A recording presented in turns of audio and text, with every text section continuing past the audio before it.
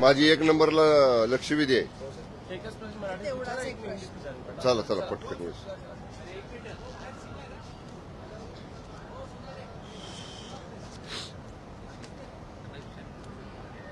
हा चला विचारा. देसाई साहेब, काल जितेंद्र आव्हाड यांच्या वक्तव्याचे पडसाद आता ठिकठिकाणी उमटू लागलेले आहेत. तसंच आता काल सभागृहात हे वक्तव्य झाल्यानंतर महायुतीच्या आमदारांनी यावरती तीव्र निषेध नोंदवल्यानंतर आव्हाड यांनी तो शब्द देखील मागे घेतला. मात्र हा शब्द वापरल्यानंतर त्याचे पडसाद आता उमटू लागलेले आहेत. नाही बघा, आपणही माध्यमांचे प्रतिनिधी काल वार्ताहर गॅलरीमध्ये होता. धर्मांतर विरोधी बिलावरती चर्चा सभागृहामध्ये सुरू होती. सन्मान्य सदस्य जितेंद्र आव्हाड जेव्हा बोलायला लागले त्या वेगवेगळे संदर्भ त्या बिलाच्या अनुषंगाने ऐतिहासिक ते देत होते.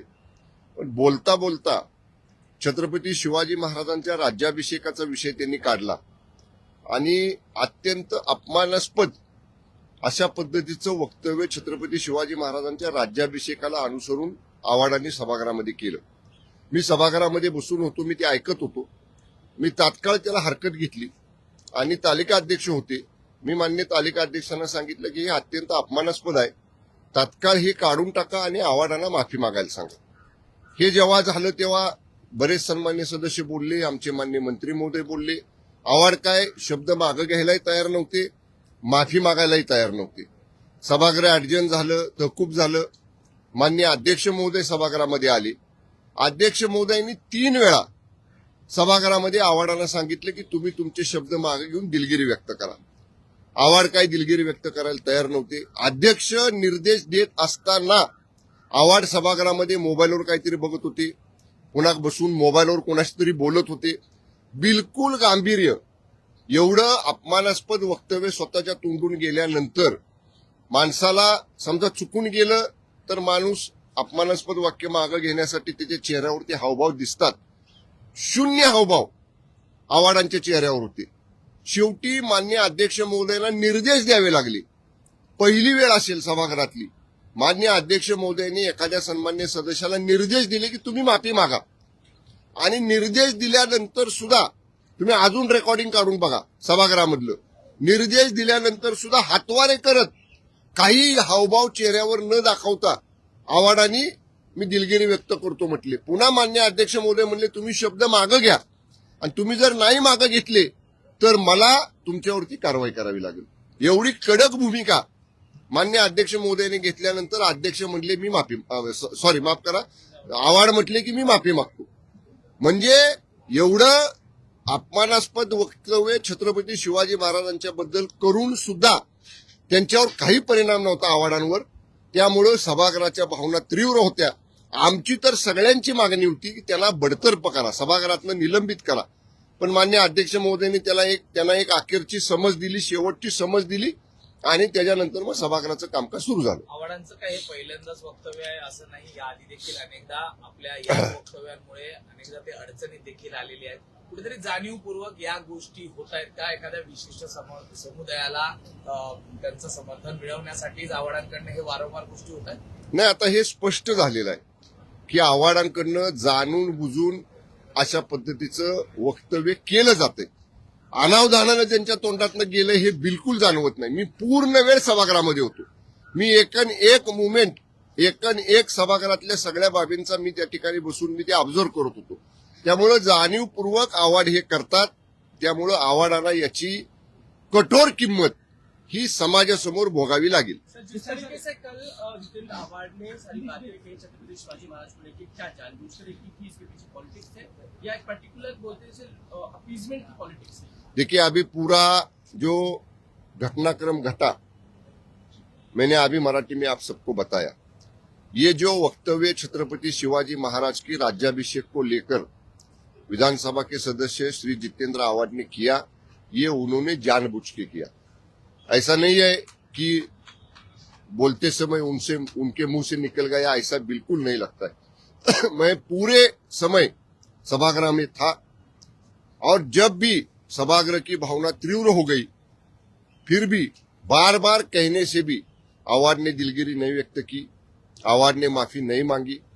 आखिरकार माननीय विधानसभा अध्यक्ष महोदय को उनको निर्देश देना पड़ा और जब माननीय विधानसभा अध्यक्ष महोदय ने उनको निर्देश दिया, तभी आवाज ने कहा कि मैं माफी मांगता हूं, लेकिन उनके जो हावभाव थे, वो जो हाथ के इशारे कर रहे थे, वो ऐसा उनकी बॉडी लैंग्वेज थी कि उनके ऊपर कोई इसका असर नहीं गिरा है।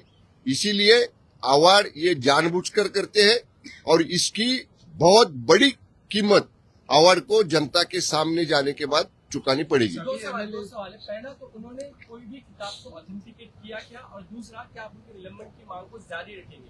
देखिए, उन्होंने कहा, मुझे जब वो बात कर रहे थे तो मैंने कहा आप कहा करें, पर हमने पहली बार ये सुना है। तो उन्होंने कहा किताब में लिखा है।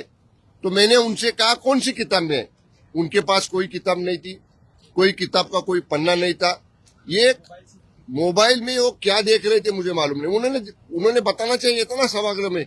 और वो किताब ऑथेंटिक है क्या, सर्टिफाइड है क्या, वो किताब पब्लिश करने के पहले परमिशन ली गई थी क्या, ये सब बातें जानना चाहिए ना। इसीलिए कल हम लोग ने सभागृह में मांग की है कि आवाड़ को सभागृह से निलंबित करना चाहिए।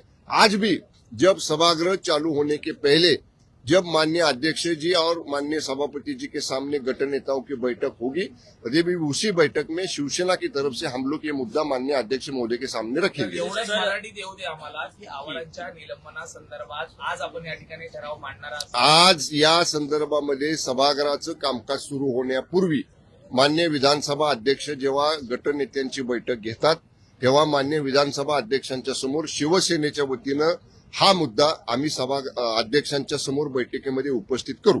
देसाई साहेब, एकीकडे अधिवेशन चालू आहे, दुसरीकडे शिंदे साहेब अचानक दिल्लीमध्ये गेले, काय नेमकी कारण आहे? तिकडे बैठका देखील होत्या, त्यावरून वेगवेगळ्या नाही बघा, जेव्हा दिल्लीमध्ये अधिवेशन चालू असतं तेव्हा शिवसेना पक्षाच्या खासदारांची बैठक घ्यायला माननीय शिवसेना पक्षाचे मुख्य नेते आणि राज्याचे उपमुख्यमंत्री आदरणीय एकनाथजी शिंदेसाहेब प्रत्येक अधिवेशनाच्या वेळी दिल्लीमध्ये जातात। तशाच पद्धतीची खासदारांची बैठक घेण्यासाठी साहेब दिल्लीला गेलेले आहेत।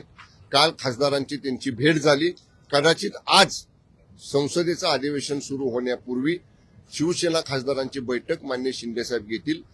राज्याचे जे प्रश्न लोकसभेमध्ये मांडायचे आहेत, राज्यसभेमध्ये मांडायचे आहेत, राज्याचे जे प्रलंबित विषय केंद्र सरकारकडे आहेत, त्या बाबतीत काही केंद्रीय नेत्यांची गाठभेट सुद्धा राज्याच्या प्रश्नासंदर्भात माननीय एकनाथजी शिंदेसाहेब घेण्याची शक्यता आहे। ज्यावेळी शिंदे साहेब दिल्लीला जातात त्यावेळी विविध चर्चांना देखील या ठिकाणी वाव मिळतो। तसं पाहता एकूणच की कुठे नाराजी किंवा आणखी अन्य काही विषय आहे किंवा तटकरेंसोबत झालेला एकूणच नाही, हे बघा, जिल्हा परिषदेच्या निवडी संदर्भातला विषय हा राज्यातला आहे। त्याच्यासाठी मान्य शिंदे साहेबांना दिल्लीला जाण्याची आवश्यकता नाही।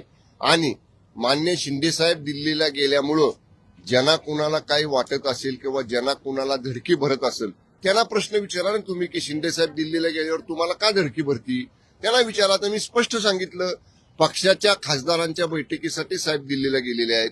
राज्याचे काही प्रश्न आहेत जे केंद्रीय मंत्र्यांच्या समोर केंद्र सरकारसमोर आपले मांडायचे आहेत, ते सोडवून घ्यायचे आहेत, त्या अधिवेशनात सोडले जातात, त्यासाठी गेले। तर पहिल्यांदा गेलेत असं नाही। जेव्हा जेव्हा दिल्लीचं अधिवेशन लोकसभेचं चालू असतं तेव्हा तेव्हा अधिवेशन काळात एकदा पक्षाचे मुख्य नेते म्हणून पक्षाच्या खासदारांना भेटण्यासाठी, मार्गदर्शन करण्यासाठी मान्य शिंदे साहेब दिल्लीला जात असतात। पक्षांच्या बाबतीत जर पाहिलं तर ज्या निवडणुका झाल्या त्यामध्ये असं काही सहकार्य मिळाले, त्याचा काही अहवाल हा तयार करण्यात आला आहे आणि तो अहवाल भाजपच्या केंद्रीय नेत्यांना दिला जाणार आहे? कारण पक्षाला, शिवसेनेला जो काही महायुतीमध्ये निवडणुका लढताना किंवा जिथं महायुती झाली नाही, महायुती करण्याचा प्रयत्न करून सुद्धा काही मोठ्या पक्षांकडनं आम्हाला प्रतिसाद मिळाला नाही, या बाबतीतली पक्षाची भूमिका राज्यातल्या बैठकीमध्ये आम्ही मुख्य नेते म्हणून मान्य शिंदे साहेबांसमोर मांडलेली आहे। त्या बैठकीनंतर अजून राज्याच्या समन्वय समितीची बैठक महायुतीची झालेली नाही। मान्य उदय सामंत साहेब, मी स्वतः, मुश्रीफ साहेब, तटकरे साहेब, बावनकुळे साहेब आणि रवींद्र चव्हाण साहेब या 6 सदस्यांची राज्याची समन्वय समिती आहे। अधिवेशन चालू आहे।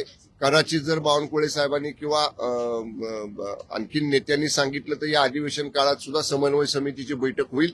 शिवसेनेला जो अनुभव आलेला आहे या स्थानिक स्वराज्य संस्थेची निवडणुकीत, विशेष करून मित्र पक्षांकडनं, पहिले आम्ही महायुतीच्या राज्य समन्वय समितीत चर्चा करू, आणि मग त्या बाबतीतलं आमच्या पक्षाची जी काय भूमिका आहे ती आम्ही या ठिकाणी माध्यमांसमोर मांडू. कुठेतरी भाजप मराठी संपू दे आधी. कुठेतरी भाजप सत्तेपासून शिवसेनेला लांब ठेवतोय असा देखील एक संभ्रम शिवसेनेमध्ये आहे. कारण फलटणमध्ये एक चित्र वेगळं पाहायला मिळालं. रायगडमध्ये संख्याबळ असताना देखील तडजोडी करावी लागली. याच गोष्टीची चर्चा आम्ही आमच्या पक्षांतर्गत केलेली आहे शिवसेनेमध्ये. आता जेव्हा राज्याच्या महायुतीच्या समन्वय समितीची बैठक होईल तेव्हा आम्ही आमची स्पष्ट भूमिका, शिवसेनेची भूमिका महायुतीच्या समन्वय समितीसमोर मांडू. या तीनही निवडणुका झाल्या यामध्ये मित्र पक्षांकडनं आलेला जो अनुभव आहे किंवा अनेक ठिकाणी कुठेतरी आपला उमेदवार त्यामुळे पडला मित्र पक्षाच्याच बंडखोरीमुळे, याचा अहवाल पक्षाकडनं बनवण्यात आलाय का? आणि हा अहवाल नेमकं कुणासमोर जाणार आहे? अंतर्गत बाबींचा अहवाल पक्षामध्येच आहे. पक्षाच्या अंतर्गत बाबी या माध्यमांसमोर उघड करणं उचित नाही. पक्षांतर्गत आमची याच्यावरती चर्चा झालेली आहे. योग्य वेळी या संदर्भात जी काय भूमिका घ्यायची आहे ती भूमिका पक्षाच्या वतीनं आधी पक्षांतर्गत चर्चा होईल. मुख्य नेते मान्य शिंदे साहेबांसमोर ते मांडलं जाईल. त्यानंतर आम्ही माध्यमांसमोर बोलू. ओके, धन्यवाद. पण तो अहवाल भाजपच्या तुम्ही काही जरी म्हणला तरी त्या अहवालामध्ये आमचे अनुभव काय आहेत ही आमची पक्षाच्या अंतर्गत बाब आहे. सर, एंटी कन्वर्जन लॉ को लेकर लगातार विरोध रहा है। हालांकि यूपी शिवसेना ने सपोर्ट किया है सरकार को इसको लेके। उनका कहना है कि इस पर्टिकुलर समुदाय के लाया जा रहा है। हमने कल यूबीटी के नेता श्री भास्कर जाधव जी ने विधानसभा में ये बिल को सपोर्ट किया है, बिल के समर्थन में भाषण किया है. हम उनका स्वागत करते हैं. एक अच्छा बिल सरकार ने लाया है. अच्छे काम को सपोर्ट करने का नया शुरुआत यूबीटी ने किया है. हम लोग इसका स्वागत करते हैं. धन्यवाद. मराठीत चला, चला, बस, बस, बस. मराठी- माझी लक्ष-